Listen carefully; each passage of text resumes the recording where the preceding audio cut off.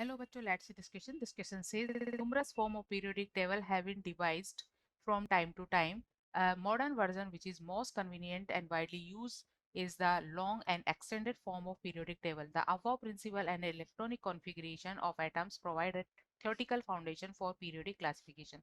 Horizontal rows are called period. There are altogether 7 periods. The first period consists of 2 elements. Subsequent periods consist of 8, 8, 18, 18, 32 elements respectively. The 7th period is incomplete and like the 6th period would have maximum of 32 elements. The elements having similar outer electronic configuration in their atoms are grouped in vertical columns. These are referred to as group or families. According to the recommendation of IUPAC, the groups are numbered 1 to 18, replacing the older notation of groups 0, first A, second A, 2, 7A, 8 group and first B to 7B group.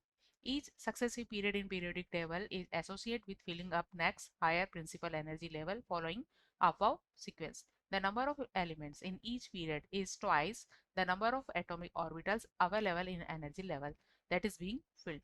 All the elements are classified into 4 blocks: S, P, D and F block, depending on the type of atomic orbitals that are being filled with electrons.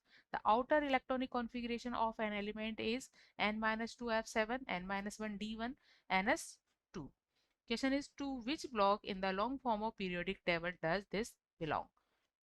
Options are S block, P block, D block and F block. Key concept for this question is, इस question में किसी element का electronic configuration given है, इसे देखकर हमें बताना है कि ये किस ब्लॉक से बिलोंग करता है. Key concept for this question is block of given configuration. Key concept is block of given electronic configuration. Electronic configuration. और ये कॉन्फ़िगरेशन है n-2 f और f सब सेल में है 7 इलेक्ट्रॉन, n-1 d और d में है 1 इलेक्ट्रॉन, ns2. सो यहाँ n-1 d ns2 जो कॉन्फ़िगरेशन है ये थर्ड बी से रिलेटेड है, या थर्ड बी ग्रुप का कॉन्फ़िगरेशन इस तरह का होता है. सो एफ ब्लॉक के जो एलिमेंट्स होते हैं वो थर्ड बी ग्रुप से बिलोंग करते हैं. F block elements belongs to third B group. Third B group और IUPAC के अकॉर्डिंग ये थर्ड ग्रुप होता है. थर्ड ग्रुप होता है से बिलोंग करते हैं जिनका कॉन्फ़िगरेशन n-1 d में 1 इलेक्ट्रॉन, ns2.